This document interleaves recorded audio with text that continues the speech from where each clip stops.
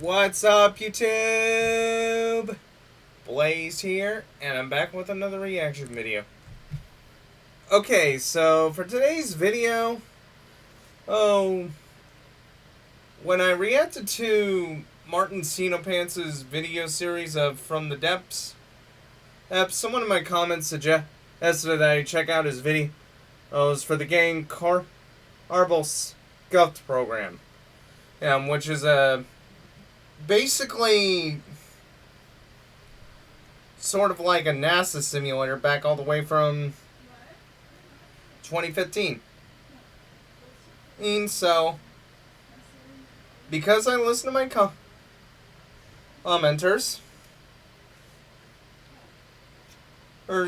because I take suggestions from my commenters, sorry for the reface, I decided to check this out.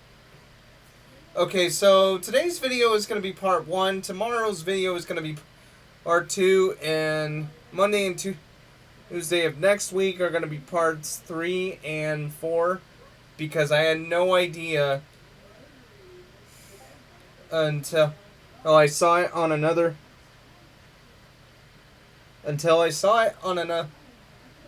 channel that I have. And yes, it's kind of a pre-watch, but still. Well, don't judge me. That there's actually 4 parts to this. Alright, let's see what the Crazy Frogman has in store. If you guys are ready, I know I am. Let's go!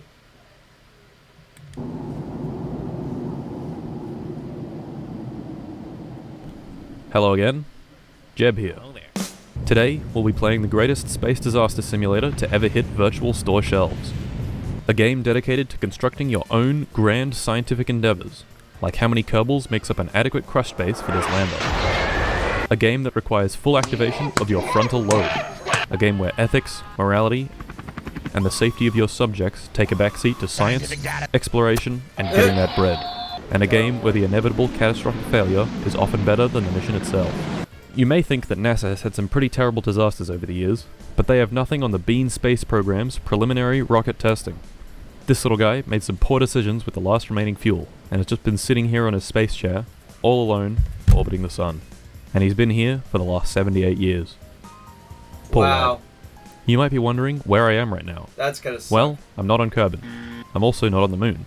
I'm not on Duna or Eve. Not Drez, Bop, or Pol. Not even Tylo. Dickhead. I'm on a planet very, very far away. A planet orbiting an entirely different star to our own. An exoplanet. Proxima Centauri b. Hold on a minute. You might also be wondering how I got here. Well, it's quite a long story.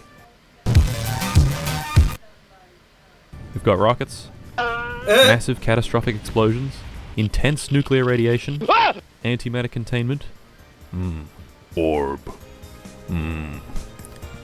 No, don't do it, Martin. Don't do it. Don't do it. Oh, he's gonna do it. Touchy.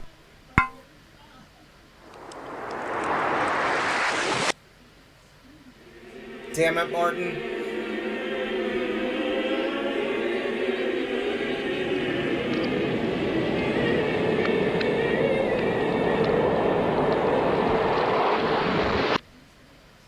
And encounters with KSP's Deep Space Kraken.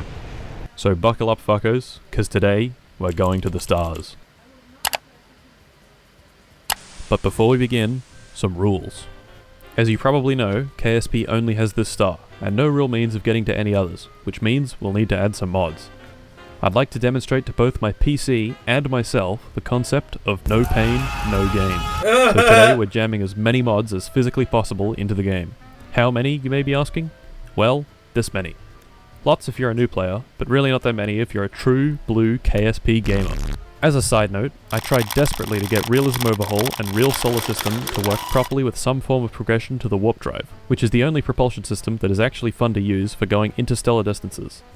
This would have made for an interesting challenge, as Earth is about 10 times larger than Kerbal, and much, much harder to orbit. What actually happened was I ended up with a horrible, unplayable, covered mess. Annoyingly, the way you're meant to play these mods is with RP1, a modified tech tree and contract system. However, this did not include a path to warp drive technology, so instead I used the community tech tree and hoped it would work. It didn't. Is it me, or does a lot of the... Or was it a... Is it a lot harder with some of these older games and modding? Because...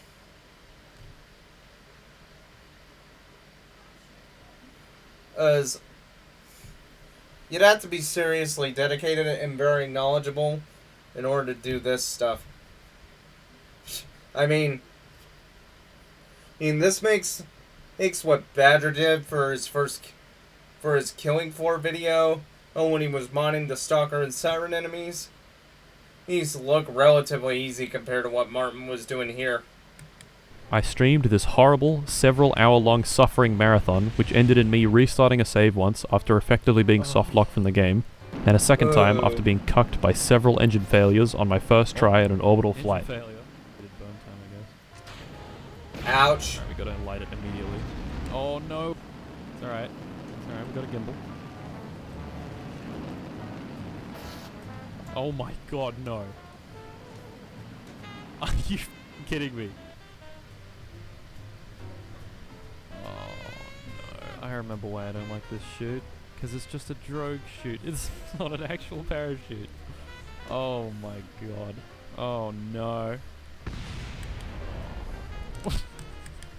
I think had it landed in water, it probably would have been fine. Maybe. Alright. I'm sure getting warp drive to work in this mode while keeping the game playable is possible, but I clearly lack this KSP knowledge. So no Earth. Back to Kerbal. The mods that I actually have added add all sorts of cool and good stuff. New parts, new features, new planets, tweaks to science, and for actually getting to the other stars, we have acquired the warp drive. This way we'll get there within a few weeks instead of 800 years. Also, warp drives are cool. Okay.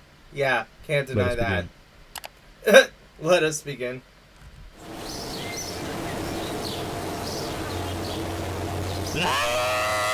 So, it looks like we have a long road ahead of us. Our fledgling space program starts with a couple of bucks, some brave Kerbonauts, and several ex-war criminal rocket scientists. Our first rocket only has access to very basic parts. To access better parts, we must perform research and collect valuable data. Oh! In case you forgot, we have an exceedingly large pile of mods, meaning the tech tree now expands very nice and far. This is good because it gives us much more time for things to go terribly wrong. The warp drive itself is all the way at the end for a cool 28,000 science points. Our first technologies cost 5. Anyway, enough babbling. On to constructing. Our first rocket has one goal. To tackle this great challenge, the Bean space program has created the most powerful nugget to ever be launched. Its name, Obama Prism. Really? Obama Prism? Seriously, Martin? 5,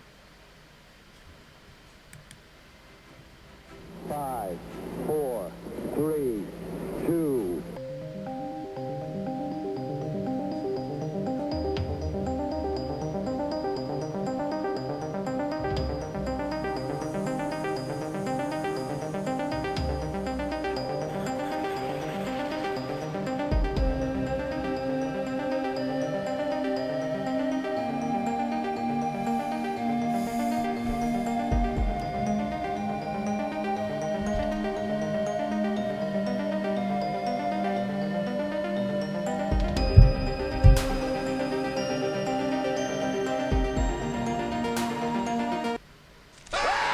Success! Very good. Great success. But how? Oh, Alright class, listen up.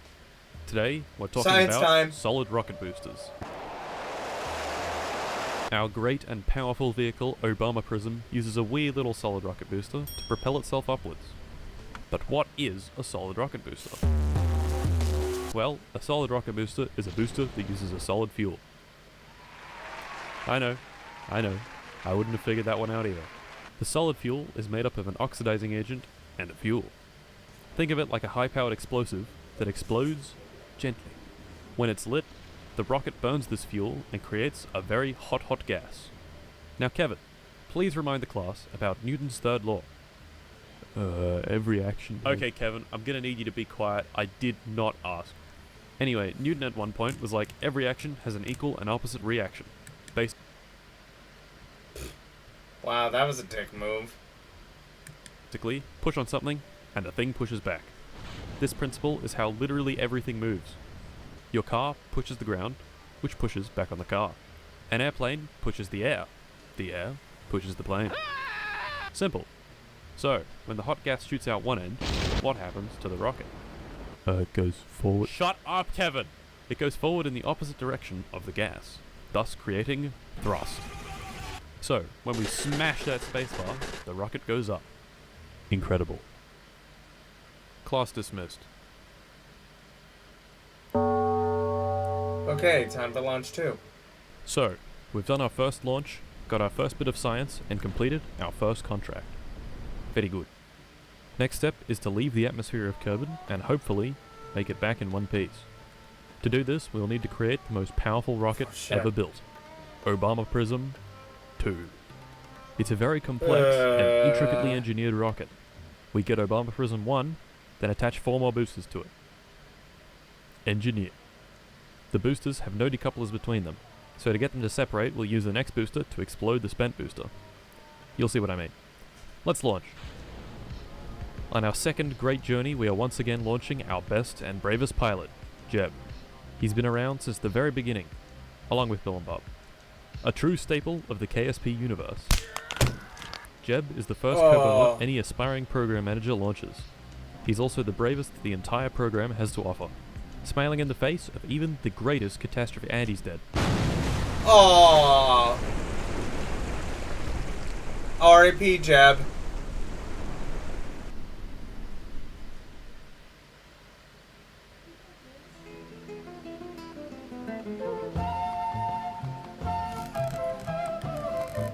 Rest in peace, Jeb. Killed in Mod 2 collision with water.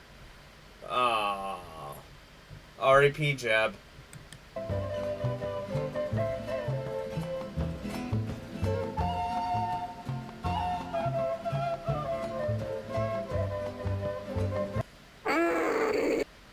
To those who have played this game before, you may just say, oh well, revert the flight and do it again.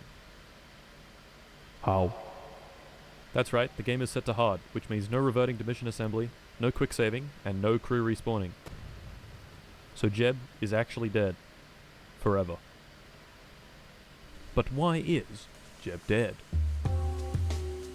Okay class, sit down and buckle your fuckles. In this lesson, we're doing aerodynamic stability, and what even is space anyway? So what actually happened? Well, if we rewind the video, you'll notice a minute and difficult to catch detail that led to Jeb's death. If you look really close, you can see he smashes into the water at several times the speed of sound. Interesting. But why? Passive aerodynamic stability. I want you to imagine a dart flying through the air. The dart can only point in one direction, forward. If you try throwing a dart backwards, it'll just go and point forwards again. This is because a dart has wings at the back and its mass at the front. The dart is passively stable when flying forwards and unstable when flying backwards. Similar situation with the late Obama Prism 2. The mass is concentrated towards the front of the vessel where the capsule is, and the little wings act to keep it stable in the forward direction. Unlucky for us, this direction also happens to make the capsule very aerodynamic, i.e. it doesn't slow down. As we re-entered the atmosphere, the little reaction wheels in the capsule kept it pointing backwards, but once the air got thicker, it pushed on the wings and forced the ship into a nosedive. Once in this position, the craft acts very much like a dart and doesn't slow down enough to open the parachute, ending with Jeb smacking straight into the water at twice the speed of sound. Rest in peace, Jeb. Before Jeb met with the ocean at Mach 2, he managed to fly completely out of the atmosphere, topping out at over 100 kilometers. In KSP, the atmosphere ends at exactly 70 kilometers. You can easily tell when you're there, because the music goes like... On Earth it's a little less clear-cut, because there are technically air molecules all the way up past 400 kilometers, but the generally agreed upon altitude that space begins is 100 kilometers, known as the Kármán line. So why is this important? Well, we'd like to get to orbit eventually, which means we'll need to be traveling really fast in one direction. Air doesn't like it when you go through it really fast, so we avoid the air altogether by going up nice and high. Air doesn't reach higher up because Kerbal's gravity pulls it all down to the surface. Also, Kevin, please just be quiet next time. The class is trying to learn. I didn't say anything, bro. Shut up! Just shut up. Class dismissed. Wow.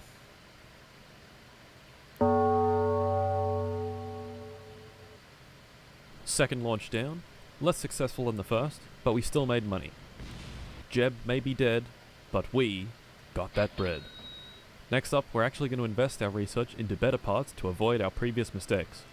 Our next rocket is Smart. even more powerful than Obama Prism 2. Obama Prism 3. I'll just cut to the chase. Obama Prism 3 didn't make it. To orbit, that is. Don't worry, Valentina is still alive. For now. We didn't have enough fuel to reach orbit, so we turned around, ditched the tank, and splashed down in the water. Without exploding. Yes, for. Very good. We didn't die. But we also didn't make it to orbit. Why? Okay class, keep those fuckles buckled. Today we're learning basic orbital mechanics. Among some other things. First off, why do we shoot parts off the rocket? Why not instead just make a long noodly rocket that has all the fuel in a single tank? I'll tell you why. Mass. When these tanks are empty, they still contribute mass to the vessel. Hey, psst, hey, Kevin. What equation is Newton most famous for? That's right, force equals mass times acceleration. Oh yeah. If we do some high-level algebra, we can rearrange this and get acceleration is force divided by mass. When the mass is lower, the acceleration is high. Thus, eliminating excess mass makes you go faster. Very nice. After ditching our first 3 solid rocket booster stages, we get this special engine on our last stage. This is a liquid-fueled engine. Instead of burning a solid propellant, it mixes fuel and oxidizer inside the engine to create the hot gas. Liquid engines are much more efficient than solid boosters and can be throttled and even turned off. Oh yeah, I forgot to mention, solid boosters can't be turned off. Once you start them, they go. And go. And go. Liquid-fueled engines are pretty cool, but they come with a price. Literally. Just the engine, without the fuel on this rocket, costs as much as all 3 of the solid rocket boosters combined. So solid boosters make economical sense for sections that don't need the greatest efficiency. Now of course, the elephant in the room. No, not that elephant. He's purely ornamental. Our failure to reach orbit. Gravity. Gravity pulls at all objects with mass. Our spacecraft has mass, thus it is subject to gravity. Wow. Gravity pulls with a force depending on how far away from the body you are. If the mass and distance are kept constant, the force is also kept constant. Meaning, if you can generate enough force in the opposite direction, you can fly. Now, of course, there are many ways to...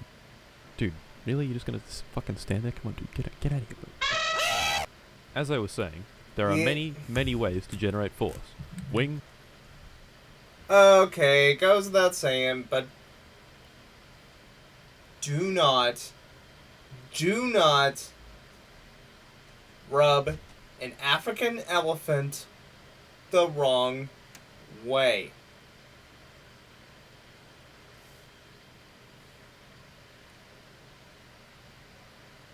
The reason why I say African elephant, it's because apparently there's another type of elephant known as Indian elephants. You can thank Uncharted at the Lost Legacy for teaching me that. Brakes, engines, parachutes, magnets, electric fields, mass, just straight up pushing on shit. You get the idea. But today we want to look at centripetal and centrifugal forces. Both of these forces exist when something is rotating. Well, technically centrifugal force doesn't actually exist, but I'll leave that as an exercise for you to explain. Answer in the comments. Do it now. The common example is a ball on the end of a string. Centripetal force is the force that the string exerts on the ball, while centrifugal force is the force that the ball experiences in the opposite direction. Now how does this relate to Obama Prism 3? Well, as you probably have experienced, the faster you spin a ball in a string, the harder it pulls away from you. This means that our imaginary centrifugal force is increasing. Once it goes past the force generated by gravity, we achieve orbit. But we didn't do that, so on to... Launch 4. For this mission, we're going with a complete redesign. We've ditched the Obama Prism nomenclature. We've ditched Obama Prism and moved on to... Hold on. Casting. Let's see if I can pause it and see if I can announce it For correctly. this mission, we're going with a complete redesign. We've ditched the Obama Prism Nomenclature. Noun.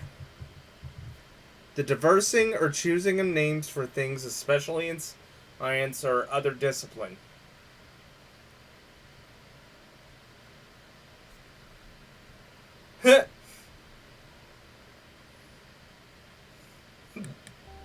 nomenclature. We've ditched Obama Prism and moved on to casting couch. Oh, yep. It's got thicker thighs and more rocket juice for the liquid stage. Hopefully this time, we'll reach orbit.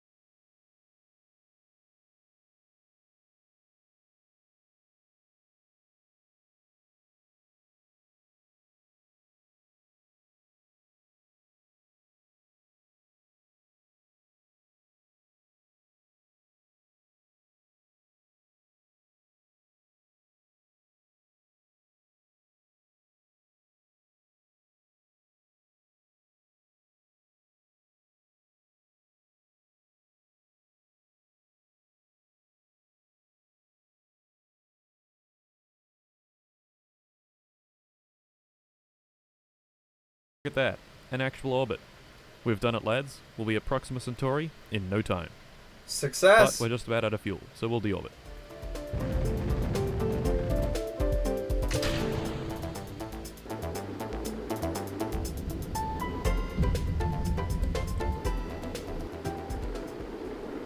Wow, would you look at that? It's hot. Very hot, in fact.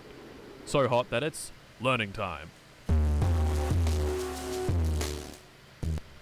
Friction.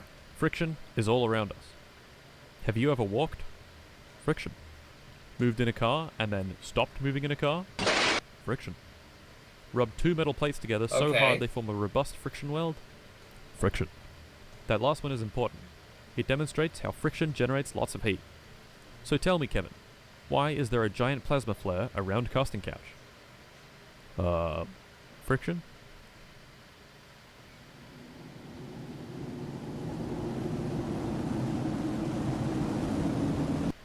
Yes.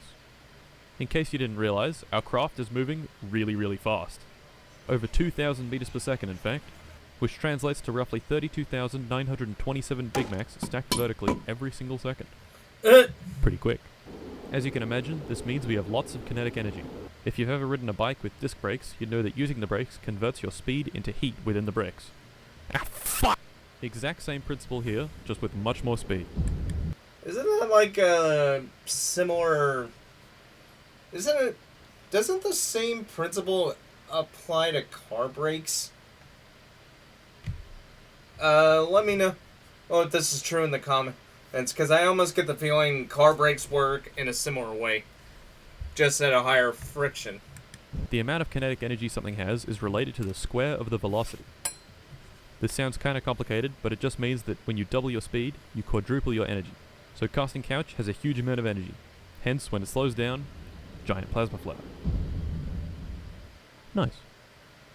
Launch No. 5. No. Launch 5 is boring.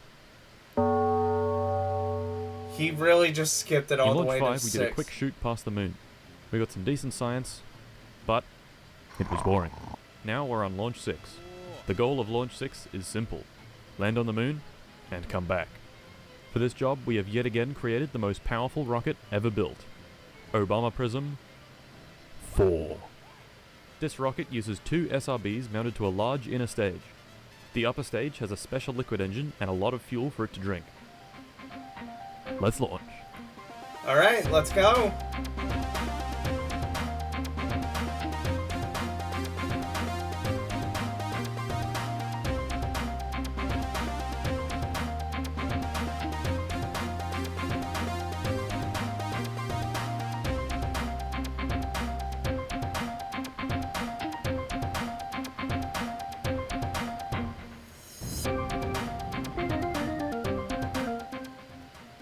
Orbit achieved, but we keep going.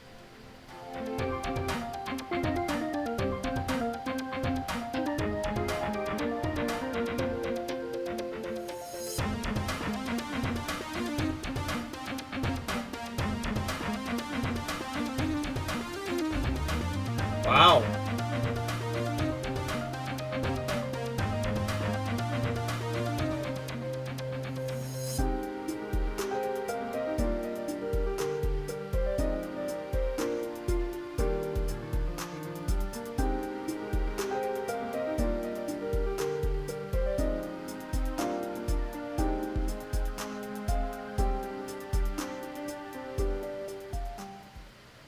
Ladies and gentlemen,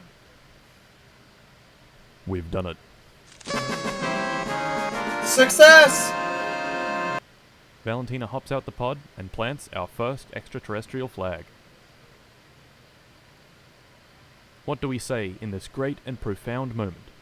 Do we honor the engineers and scientists that brought us here? Do we honor the late Obama Prism 2 and Jeb? Do we thank our pet goldfish for giving us the strength to continue when we needed it most? No. Instead, we carefully inscribe the plaque with pee-pee, poo-poo, come. Astounding.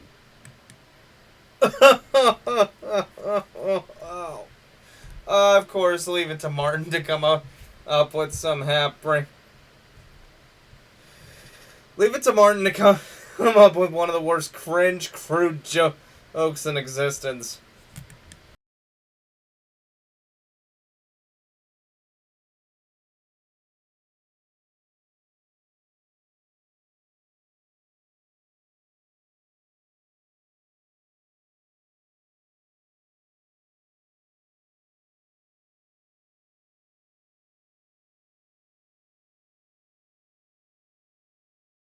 Okay, I'm bored. Let's go home.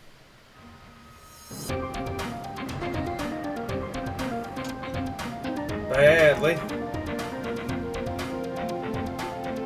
At least they landed on the moon. Now the better question is, can they get back?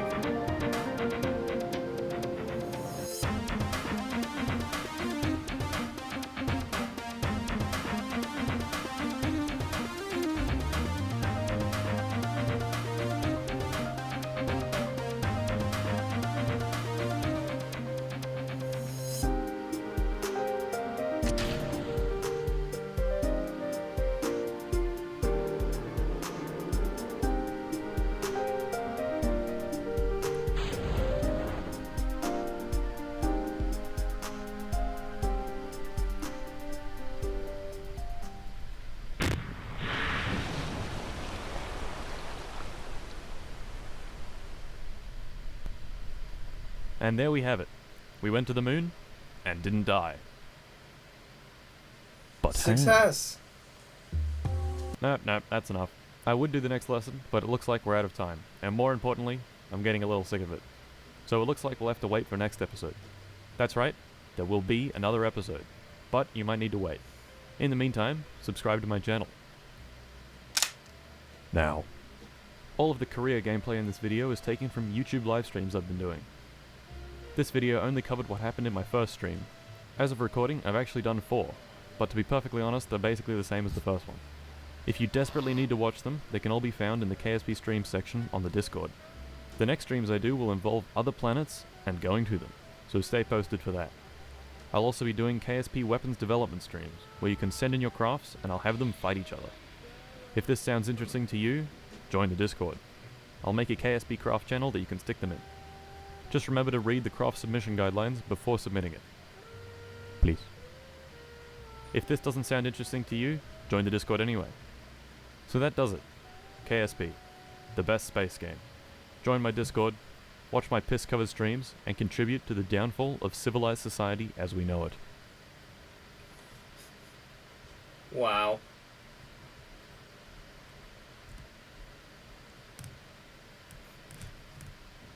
Honestly, I think civilized society is going downhill even without it. Brain rot from a content creator. But I'm not gonna get into that. So anyway, hey, that was a great video. Oh, and it seemed pretty educational. I'm pretty sure you could easily get away with marking segments as educational. Possibly. And yeah, I know I said that